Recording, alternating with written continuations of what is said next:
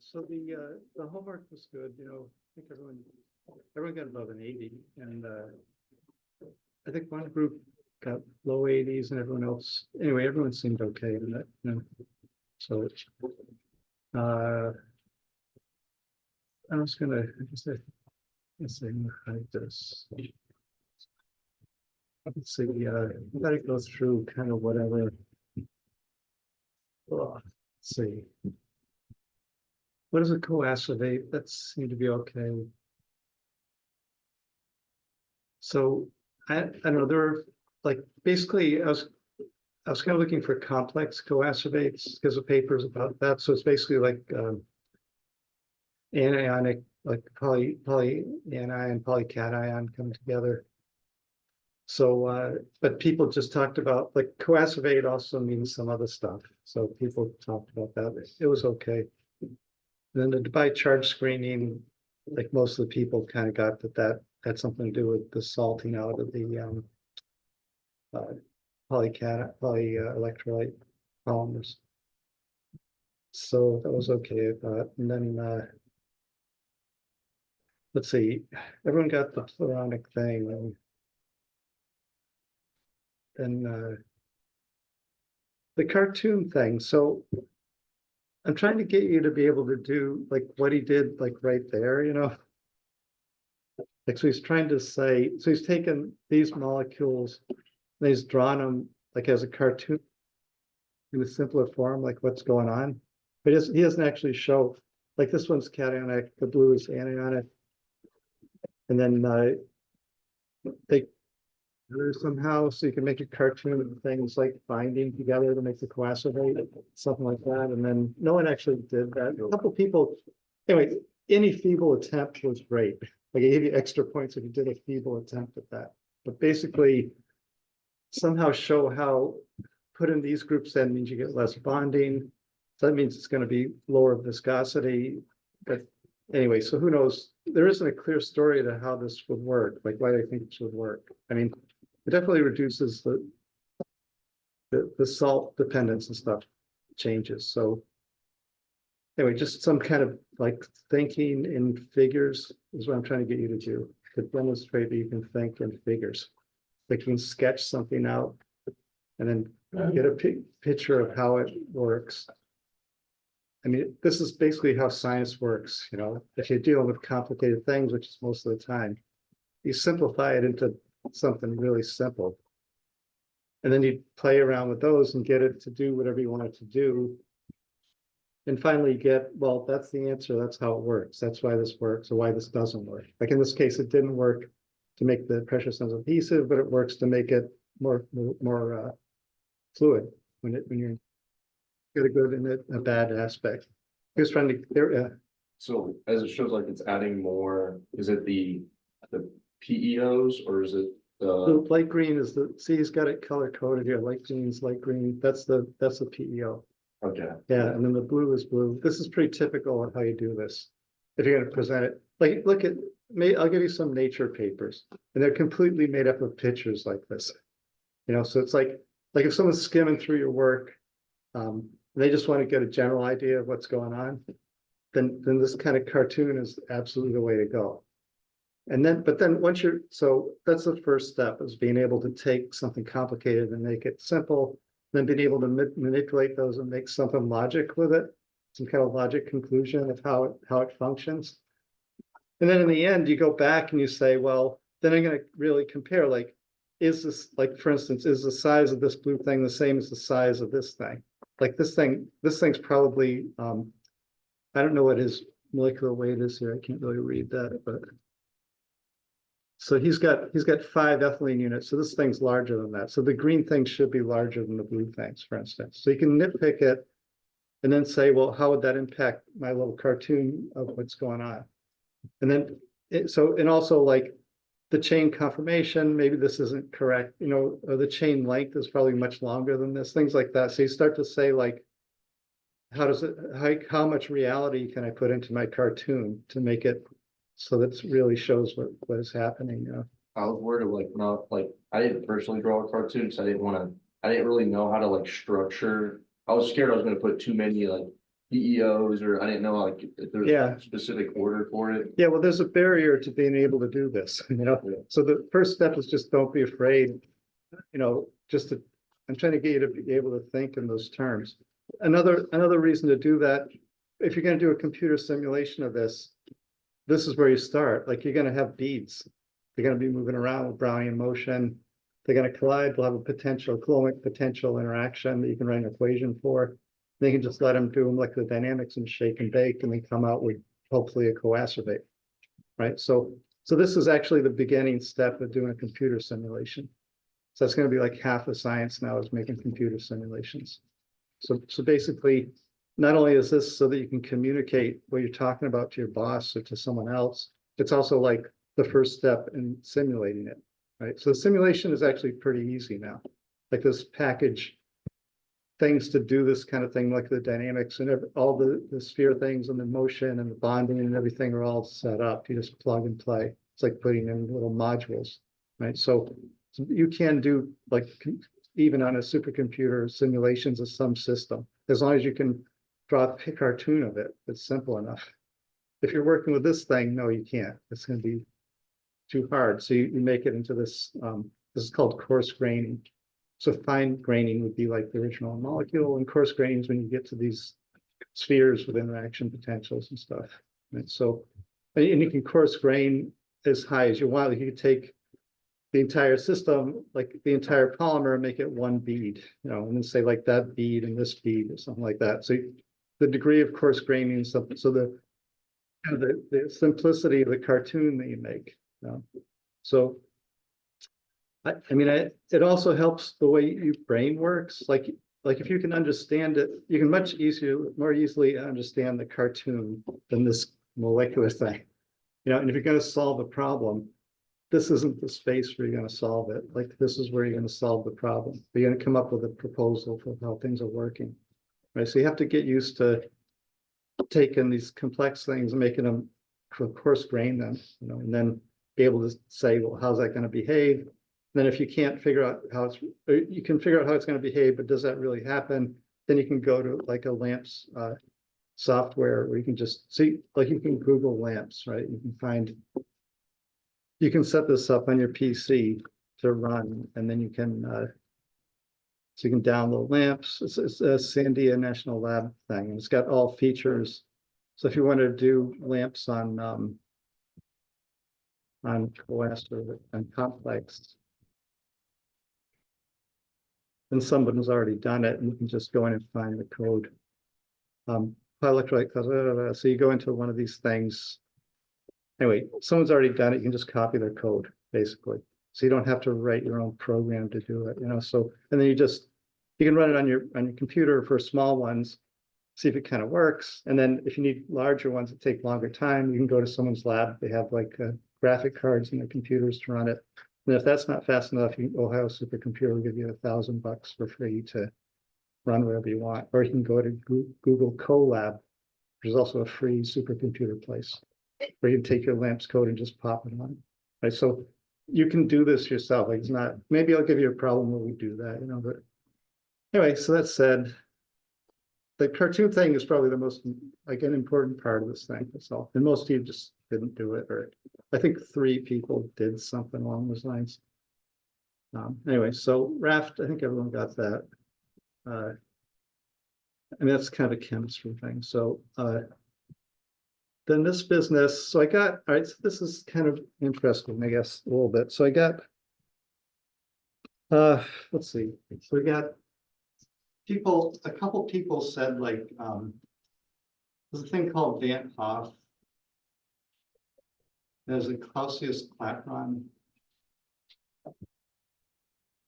Here, blurries. Anyway, my writing's blurry, so it might not be the thing. You know, sorry. All right, I think we do it on. Let's see if that works.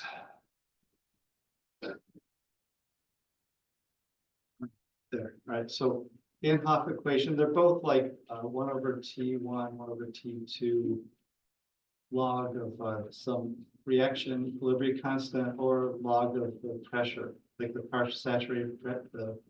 saturated pressure at different temperatures, there's some K or something here. So you end up with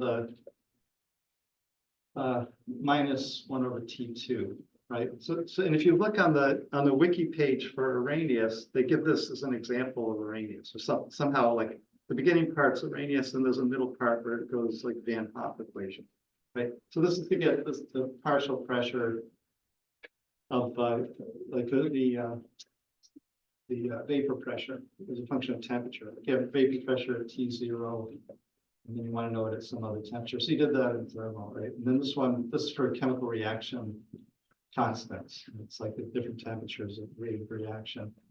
So they're kind of the same equation. I mean, all right, so so you're going to get ln of something versus 1 over T for both that and for the Arrhenius function, which is exponential minus the energy of activation over KT.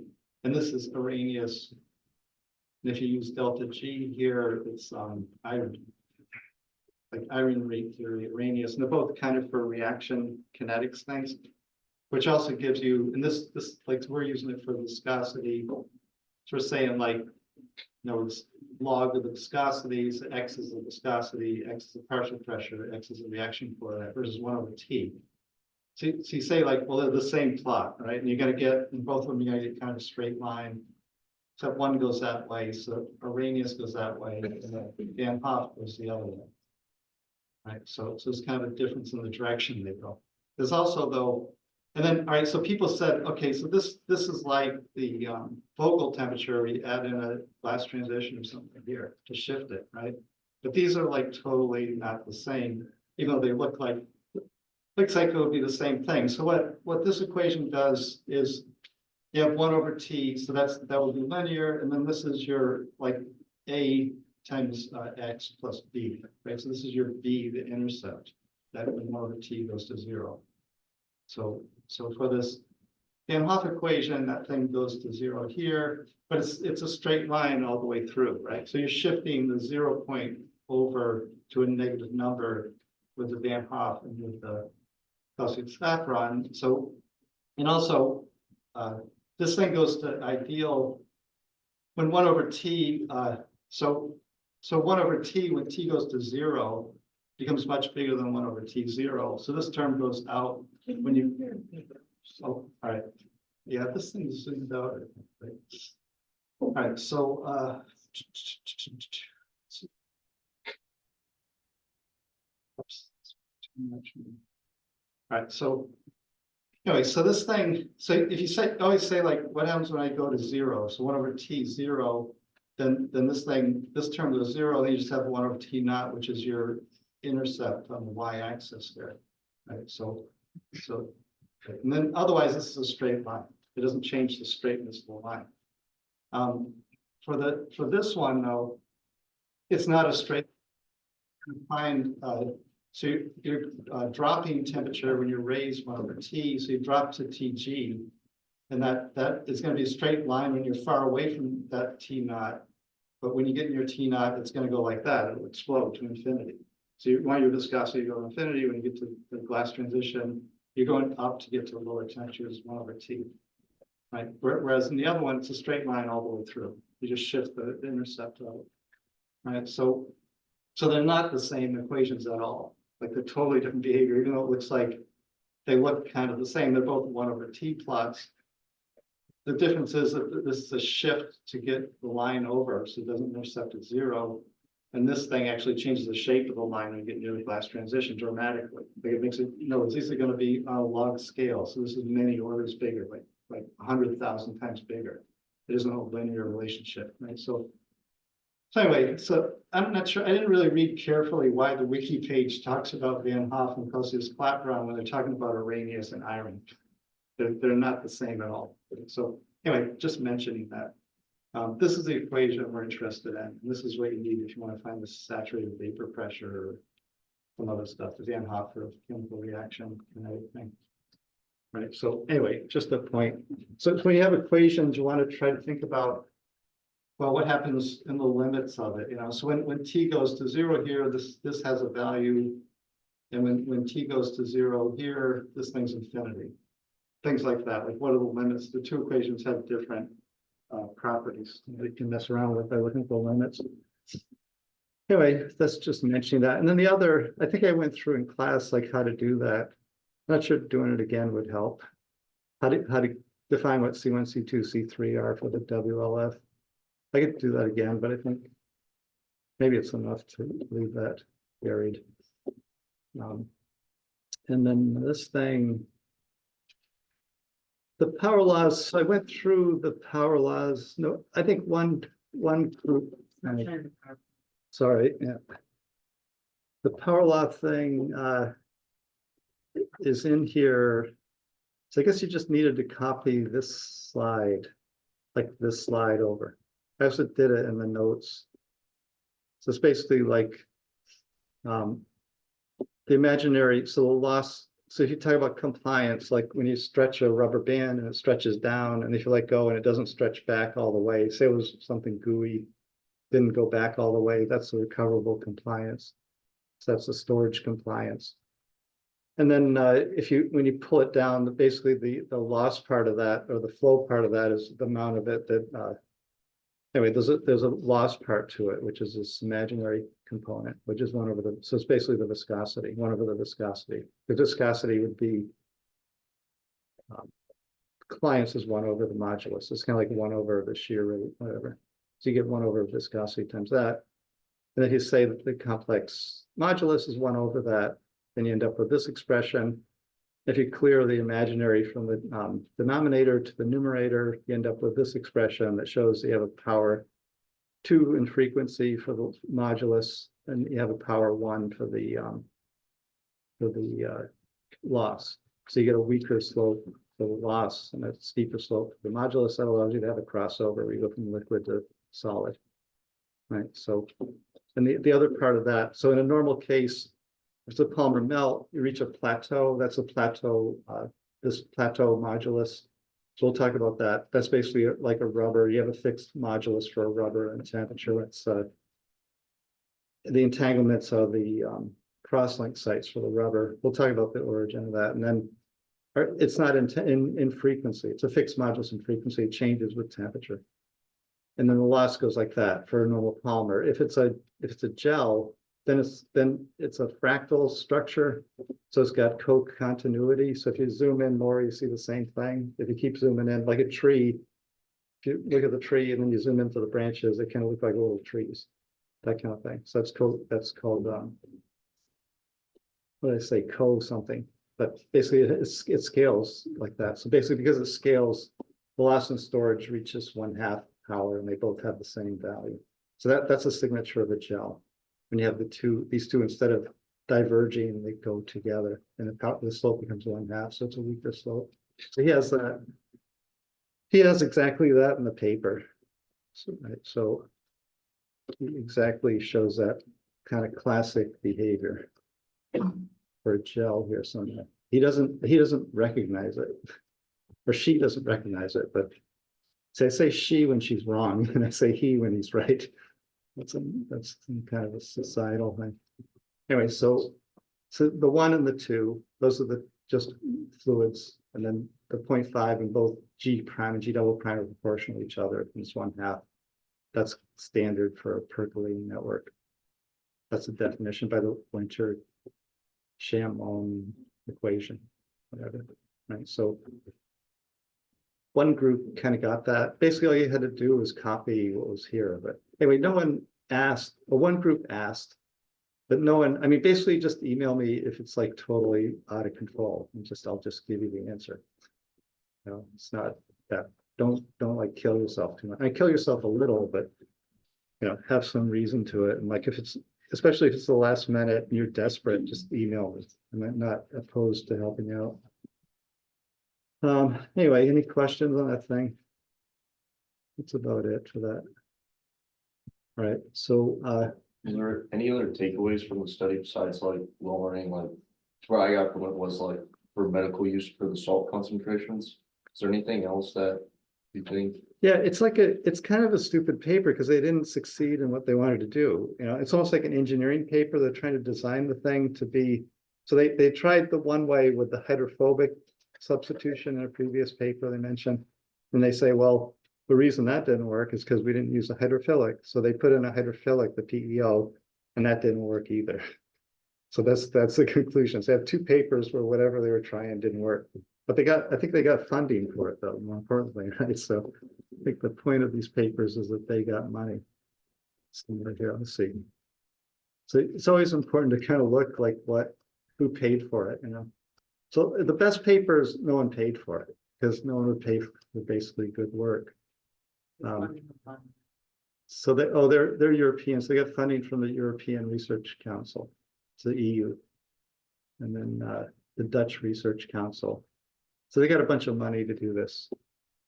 So the more funded this project is, the less probability of actually doing anything of more value.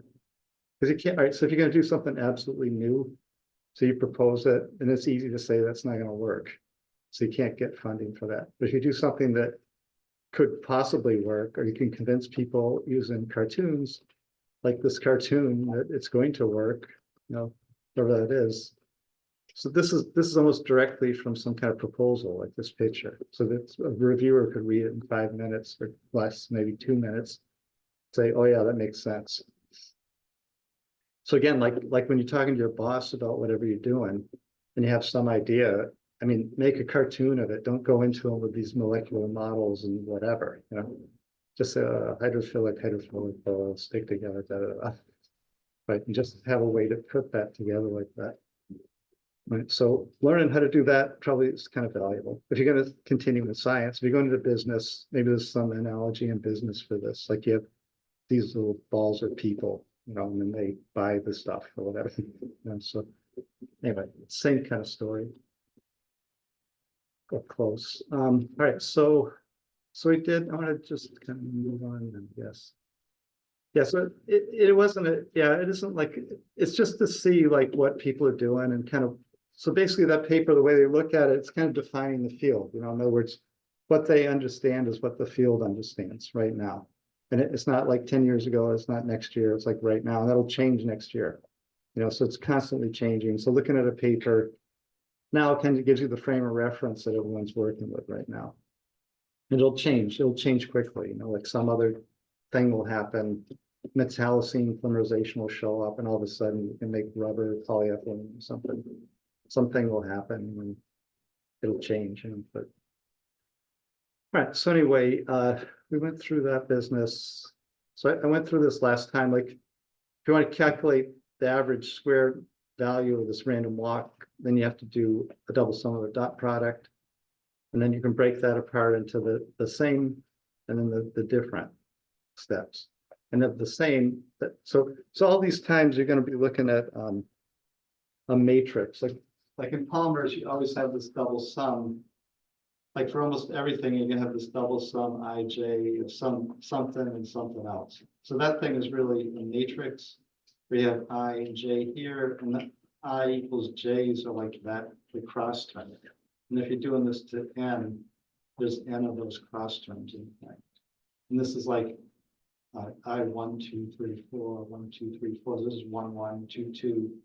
And there's a 1, 2, and a 2, 1. So it could be a symmetric matrix. So you end up with like one term here. So you have 2 times that term, and you have the cross terms plus the cross term. So that's kind of the way everything's going to be in polymers. Is there a reason why there's no like K, like in the third dimension, or is it? It's because you're talking about R squared here, and that's the lowest order. If you had R cubed, it'd be a K. So is it looking at like just the I and J of like the 2D on the 2D plane of it? Or is It's it saying like if I got this thing and I have, so I'm gonna have vectors for each step, like R, another one here. And I want to know what R squared is. The average R squared of that is going to be the dot product of those vectors. If I have like vector 1, next I'm going to dot 1 with 1, then 1 with 2, 3, 4, 5. So it means like if I take vector 1 and vector 2, what's the projection onto that one? Right? And then that thing doesn't have a direction. So the dot product is not a vector, it's a scalar. So that's just some number. So some of them, so you'll sum up all of those. So you have to sum like with this one, you have to sum with like that one and all the other ones. So it's a double sum to get the dot product of the two. If you so like I think R cubed would be like Ri, Rj, Rk. Then R to the 4 would be RL. Somehow you do dot products of all those if you wanted to get R4. R3 would end up being 0. So all like so R1 is just the sum of all the vectors. I mean, they project on, so it's just R1 is just the sum of all the vectors, but the sum of all the vectors, since the vectors go in opposite directions, they cancel each other. So if it's random, that R1 goes to 0. So the first one that has meaning is R squared. That's this thing, and you can break that into, there's only n of the cross terms, so there's sum I to n of Ri dot Rj, and Ri equals Rj, so it's Ri, Ri, and the dot product is a scalar, so that's just R, the absolute value of R squared, right? And then you sum up n of those, so it's n R squared, right? And the other one, when I doesn't equal j, then they're random, so they can go plus and minus, they cancel out each other. Some go left, some go right, so it ends up 0.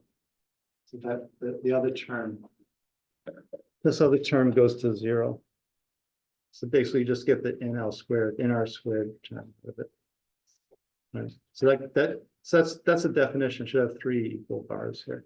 Like when it's equal, equal, equal, that means it's defined as that. That's an absolute fact. Right. So equals means it's equal. 3 equals means you can't argue that point. Right. So we can carry that through. Like we know the answer for R squared for a random number. Right. So that's a point of contact we have with reality. So this thing looks a lot like this. So if you look at this, so you have the root mean squared goes with n to the 1/2. So if I take the square root of the so this is the mean square, the average square, right? And the root of that is a root mean square. That gives you just a length, right? So it means you're going to go in a ballistic. If you shoot a bullet across, it's like the length of the path is a number times the distance times a step. In this case, it's going with square root of the path to get this root mean square value for the distance, and the other distance is 0, the mean value. And so anyway, there's an analogy between that and this diffusion equation, which says that the root mean squared distance you travel on diffusion is going to go with time to the square root of time. Like if you put ink into water or dye into water, and then basically if you watch the diffusion front go, you can watch kind of the average position of the dye is going to grow with time, square root of time. It's not going to go with time. So there's many ways to demonstrate this. They can experimentally verify that. In fact, Brown, so this is called Brownian motion, and Brown measured that with pollen grains using sunlight through the window or whatever. He measured the distance of the pollen grains moving, and he got that function. So that Brown equation was around. Right? And it's the same equation as this. Those two are identical. So you replace the step with the square root of the diffusion coefficient. And then the time dependence is like the molecular weight. It's kind of like velocity times time would be a step distance or something. So right, time and molecular weight are analogous here. Right. So anyway, Einstein's the guy who figured out like how to get that Brownian motion equation. right? So in this, let's see.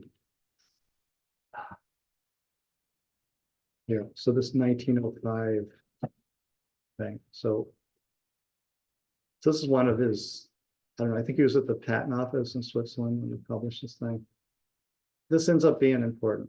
So the first thing he does in it, he gets this, he shows like how that Brownian motion thing goes. And the second thing he does is he develops the Einstein-Stokes equation, this, which is the crux of the what's called the fluctuation dissipation theorem. So the Einstein-Stokes is this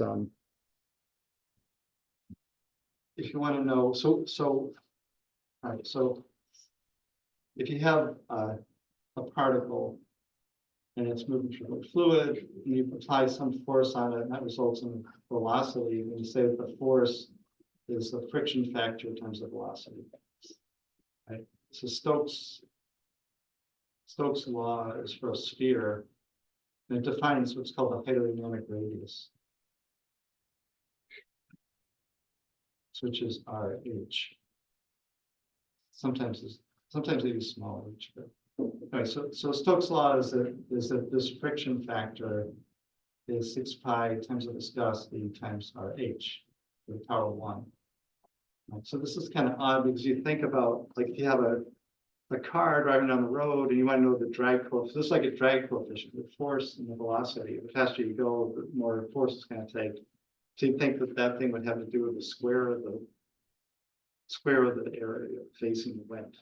Whereas if you have twice as big of if you have a semi truck, it's going to have a lot more drag than a car. It's going to be kind of the square of the yeah. What is it to the power to RH what? To the 1. Yeah, in other words, you would expect 2. No, you would expect 2 because of the drag. I mean, if you had to guess, you'd say, well, it's got to be power 2, but it's power 1, right? So this is an odd equation. It's kind of pretty odd. In fact, for things like cars, this thing ends up being 2. You know, so for a car it is 2, but for these particles, these like colloidal particles, it's 1. So you can kind of see why it is if you say, like, take what's the viscosity, so that's force per area, then this viscosity, and then gamma is 1 over time. Like it's distance per distance and then per time. So it's 1 over time. So the units of viscosity have to be force per area times time. Do that right. And then, so if you're going to use viscosity here, and the force should go up with the higher the viscosity, you should get higher force, and viscosity is a number you know. So it's basically if you put in like force per area here, and then force per area time, and then you multiply by velocity, which is distance per time. And so you have time cancels out, and then distance in the area gives you distance. So you can only have a power 1 for this size here. And that's the extent of any derivation you'll ever see for this equation. It's just like a units balance and everything. It has to be power 1. The derivation, like if you look up Stokes' derivation, it's like really long, 10 pages at least. And it's confusing. So basically, it has to be this way. This is what you have to say. So Stokes' law is that's one of the main laws for polymer flow and things. Like people use Stokes' law to talk about the Zim model. So ZIMM model for flow with polymer, assuming it's like a big sphere. So RH would be the size of an equivalent sphere. Stokes derived this for a sphere. Right, so this is an equivalent spherical diameter that gives the same drag as whatever it is you have. So you're dragging along this convoluted polymer chain, pulling it along, and say, if it was a sphere, what size would it be? So it's not exactly a measure of size that's very useful. Right? It's like saying, unless you're looking at viscosity and that's the thing you're interested in, then it is useful because it's predicting the viscosity and it gives you the size. So anyway, that RH is a number. The Stokes-Einstein equation is that the diffusion coefficient is KT over 6 pi over Stokes' law, over the viscosity, over the friction factor, RH. Okay, so that's Stokes' law, and then this is KT. So it's connecting. So KT is like a molecular feature. right? And then viscosity is like a bulk feature. So it's kind of connecting, it's a connection point between bulk features and molecular features. This is the molecular diffusion coefficient for something, for a sphere of size RH. It turns out like that equation is really useful to have if you want to know about the motion of polymers, like motion of anything small, anything that's diffusing, you can use the Stokes-Einstein equation, right? So in that paper, that 1905, he also derives that equation, and he derives, what else does he derive? He derives that he derives that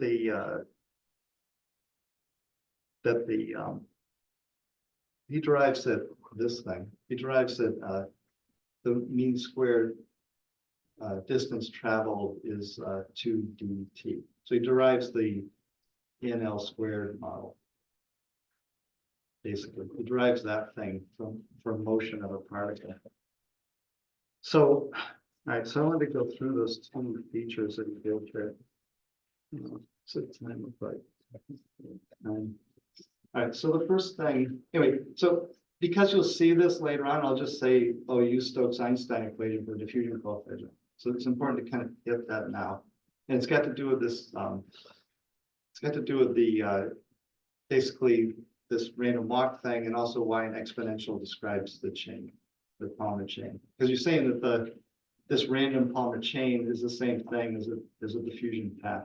You're saying the two are the same. So looking at diffusion paths is important to do for that purpose. All right, so so the first thing, like how to get this, how to get like sigma squared is x squared is this 2dt thing. Right, that's just the random walk equation. That's the Brown equation. Right, that's the equation that Brown observed with pollen grains flowing around. So then 1905, like I guess that was like 1880 or something. It's like 30 years, 25 years later or something. Einstein figured out how that worked. So it was kind of like an important thing. At the time, no one knew. Brown observed it. It went with the square root of time, but he didn't say like, why does it do that?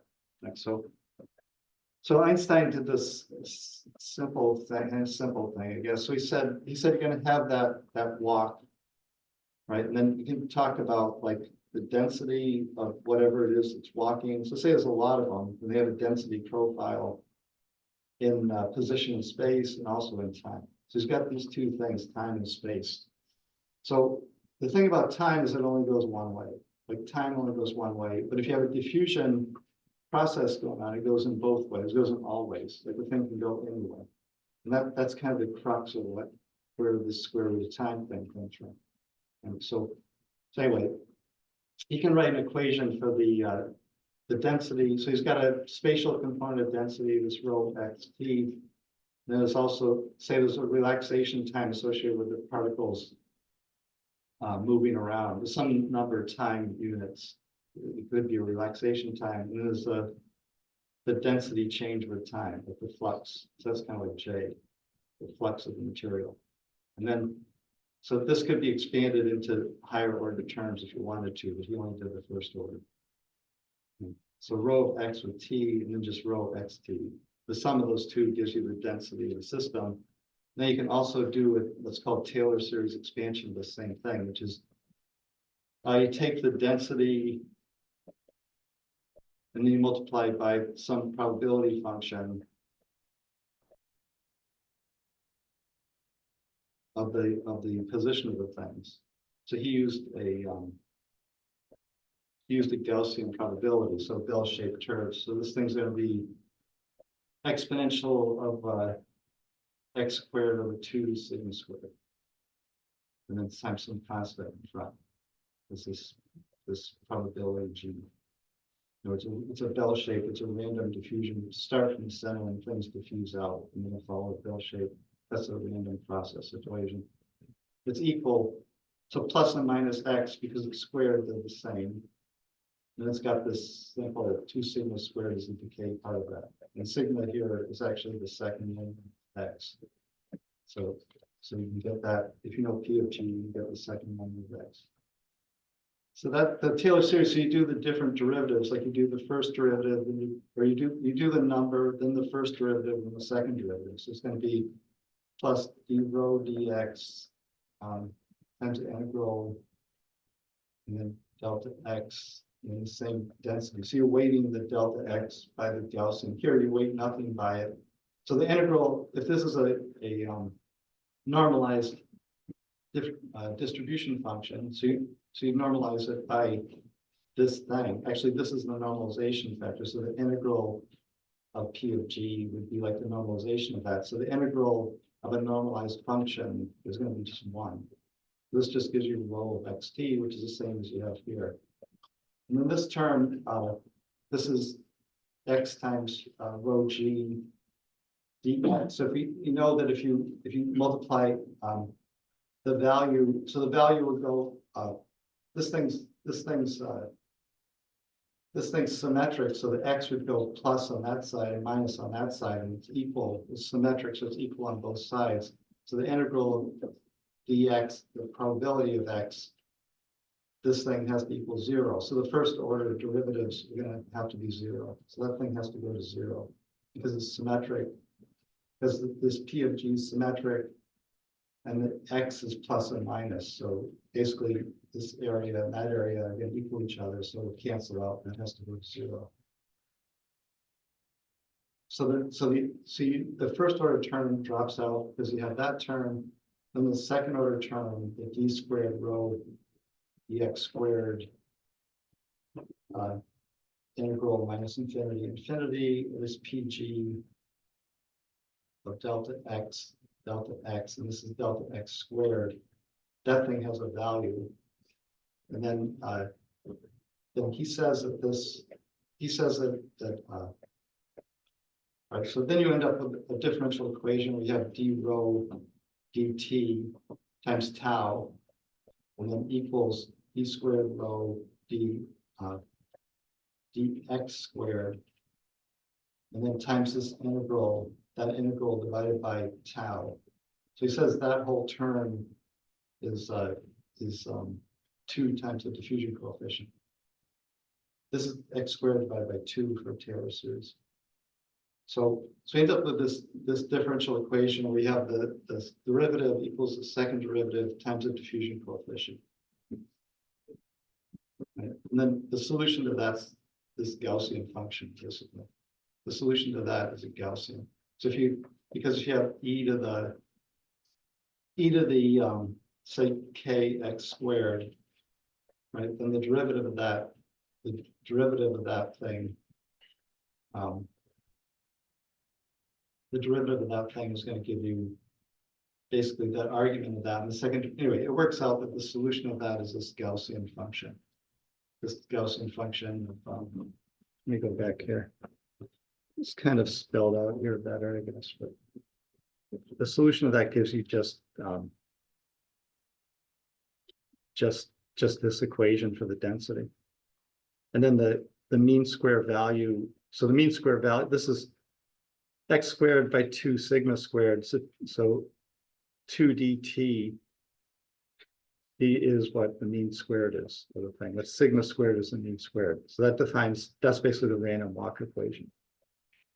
So maybe it's a little involved, but basically he gets the random walk equation just by doing kind of a expression that says essentially that you have the spatial dependent part and the spatial dependent part on the right and the time dependent on the left. Time only goes in one way. Space goes in 2 ways. That's why you can drop out this the first order derivative.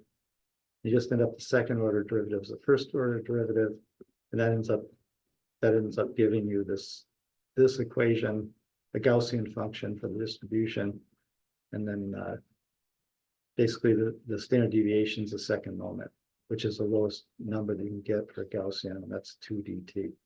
So you get the expression for diffusion from that. In other words, he proved that that's the equation for Brownian motion. So like 25 years after Brown, probably dead, and he comes up with an answer for like why it works. So that's kind of like one of the coups of science, I guess. It's like one of the main things, like Brown's thing was around. Why does that happen? This is an unusual thing floating around, ends up being square root of time. then Einstein came up with the answer for why it was. And so anyway, and this is also the same thing for the random walk for a polymer. It's the same equation. So you can kind of do the same thing if you wanted to for a polymer. Anyway, so this, I guess this was kind of work he was doing to warm up for the stuff he did later on like quantum mechanics and stuff. So he did, but all these things are like seminal parts of science. Like they're really this equation and this equation about the Einstein-Stokes equation is are equally like yeah. So I don't mean to interrupt Randy, but the random walk, is it kind of like the movement of like an electron? Is that kind of really similar, or are they totally different? Not,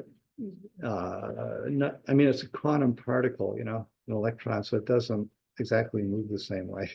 Well, yeah, but like, do they have any like well, similarities? This is called Bose-Einstein distribution function. I think that works for electrons. That's different than this. So this works for like colloidal particles, like diffusing particles that move, like KT moves it around. So all the motion you see is KT energy going into that particle and it moves. The electrons, like it only has certain energy states, it's quantized. These particles can have any energy state, so they can move around freely. So no, I don't think it applies to an electron, unfortunately.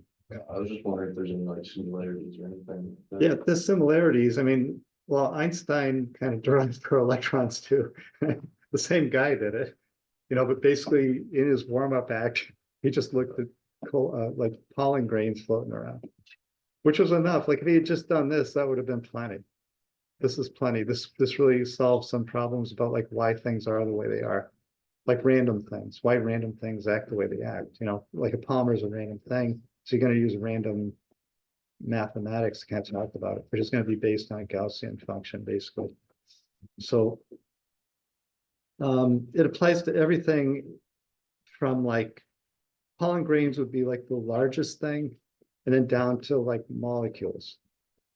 But if you get to subatomic, things start to get different. Yeah.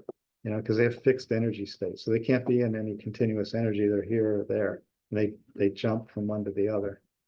And there's rules like they can't have two things in the same state or something. Exclusion principle and all this stuff. So that doesn't apply here. There's nothing like that. So basically, you change the way you think about stuff as you go in different size scales. Like a brick doesn't follow this. Yeah. The brick is not going to move on its own. It's not going to be t squared, t to the 1/2. But it just had me think, because it was the same guy that did this and that. So I was like, is there a reason for that or anything? It's probably going where the money was. Yeah. It's like, I mean, it was like everyone was interested in nuclear bombs and stuff, Yeah, so all of a sudden the subatomic things became more interesting, quote unquote. So I think that early on, maybe it was a simpler time early on, and he was just doing what he wanted to do, and like looking at pollen grains float around in your office or whatever when you're at the patent office, and the sunlight shining through the window, and you think, wow, wonder why that happens. You know what I mean? So I don't know that if he's smart like that, and you could figure that out in his spare time, kind of back of the envelope, that's pretty good, I think. So anyway, so hopefully that isn't too bad here. So anyway, the next thing is more involved than that. Let me just try to play over here again. So, all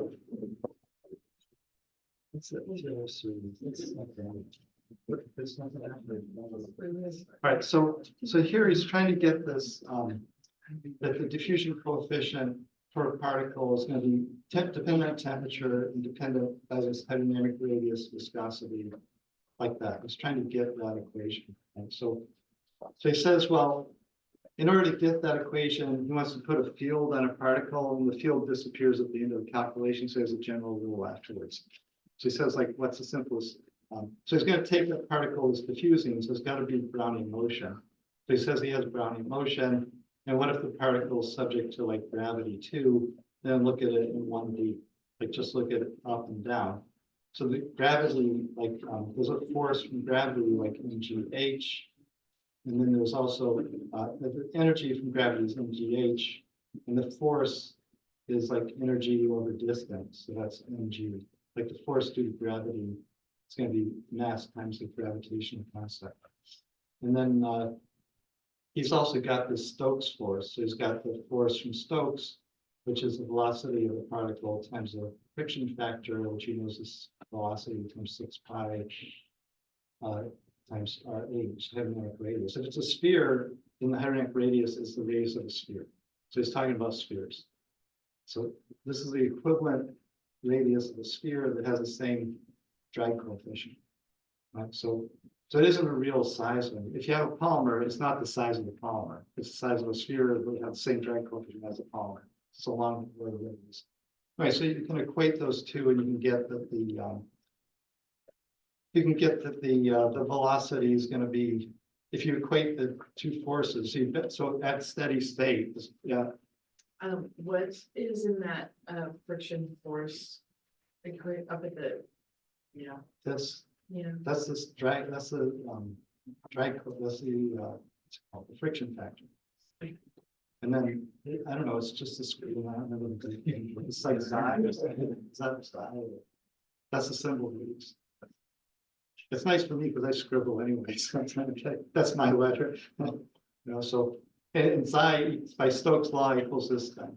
And that's the velocity, same velocity. And if you say that there's so the particle is falling down, it's a 1D, so that the Brownian motion is happening only up and down.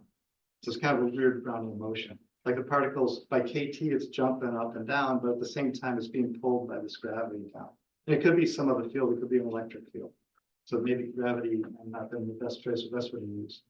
So if you do that, then you end up with a balance of that, you get the velocities mg over 6 pi viscosity RH, Stokes' law. Right, so that's like equation 1, say. So that's just a force, that's a steady state. They call this equilibrium, but it isn't really equilibrium, I mean, it's steady state. Then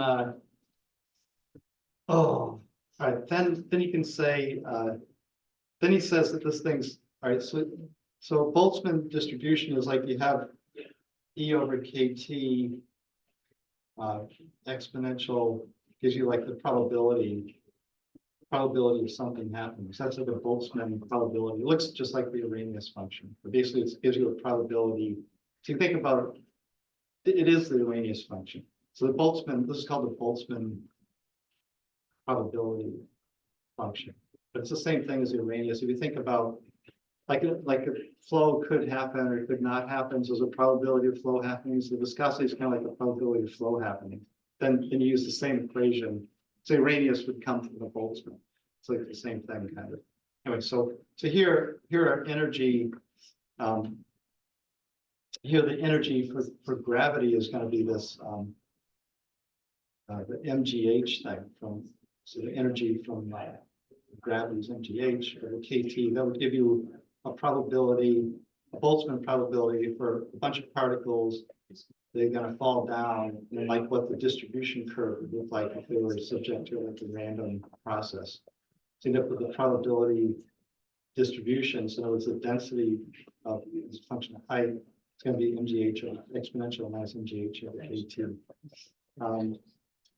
Yeah, maybe it was two. Maybe it was two.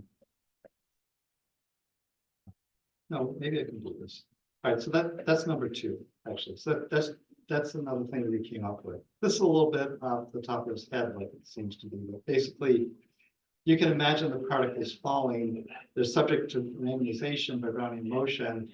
They end up with the Boltzmann distribution of the particles. It kind of makes sense, right? So it's basically like statistically randomizing things as they fall down. Right, so he ends up with that probability. So that's number 2. And then how many are there? There's 6 things. No, there's only I overcounted. It's probably like 4 things. Then he uses he uses Fick's law. So he just says that the flux, so that like the flux of the thing is going to be the diffusion coefficient times the gradient, d rho dh. This is just fixed law. So like the flux rho is a function of time. It's just going to be dh, or d rho d time is going to be d rho dh times the diffusion coefficient. Like the gradient, that's a gradient times the diffusion plus the flux. And then let's see. So that defines. Oh, and the flux is the density times the velocity. Sorry. Density times the velocity. So then you can say, you can solve for the velocity from that. The velocity is minus density over rho times d rho dh by Fick's law. And then, so that's equation 3, I guess. And then you can say, you can take that one and then, let's see. We had before that the velocity is mg over 6 pi viscosity times h, the velocity. And then we have also that the rho of h is that exponential Boltzmann function. And then you can calculate d rho dh from that. So d rho dh would be rho 0, then the mg big T, the exponential thing. If you plug in, this thing is actually rho. So you get to this d rho dh is minus rho mg over kt. Then if you take that velocity and the other velocity and equate them, you end up with this Einstein-Stokes equation. Like you take this velocity and the original velocity and you get the Einstein-Stokes. So I'll probably go through that again next time. What else do you ask?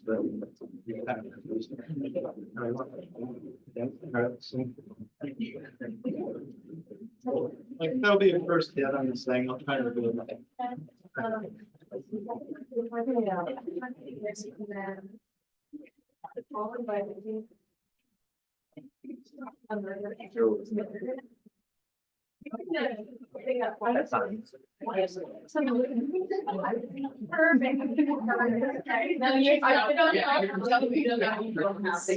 So fun.